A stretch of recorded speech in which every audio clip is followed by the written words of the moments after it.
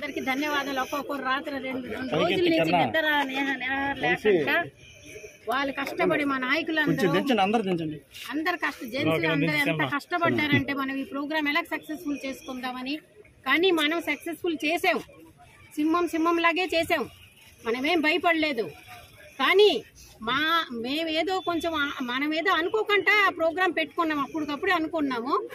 కానీ ఇంతమంది దాడిలకి ఆడోళ్ళు వచ్చి మా మగవాళ్ళ పైన మా కన్వీనర్ మీద అలా ఎగరేసి వస్తుంటే మేము కూడా చూస్తా, లేడీస్ మనం కూడా ఏదైనా అది అన్ఎక్స్పెక్టెడ్ ఏదైనా చేయగలుగుతాం. కానీ ఆ విధంగా మనము పడలేదు, మనకి ఆ శిక్షణ లేదు. మా వైఎస్ఆర్ కుటుంబం ఆడోళ్ళు ఈ విధంగా దాడిలు కానీ ఈ విధంగా కానీ శిక్షణ మా సార్ మాకు నేర్పలేదు. దేనికైనా సిద్ధం ఉన్నాం. ప్రతి ఎవరు ఏం చేసినా కదా ప్రతి ఒక్కరి మీద కేసు. పాపం వాళ్ళు కష్టపడే వాళ్ళు ఉన్నారు, కూలి చేసే ఉన్నారు, ఆ పిల్లోడు ఎలాగున్నారో అనుకోవడం లేదు. ప్రతి ఒక్కరి మీద మనం కేసు పెట్టడమే. అమ్మ మేము కూడా మా ప్రభుత్వం వస్తే ఈ విధంగా కానీ విని చరిత్రలో ఎప్పుడు ఇలాగా కేసు ఎవరు పెట్టలేదు.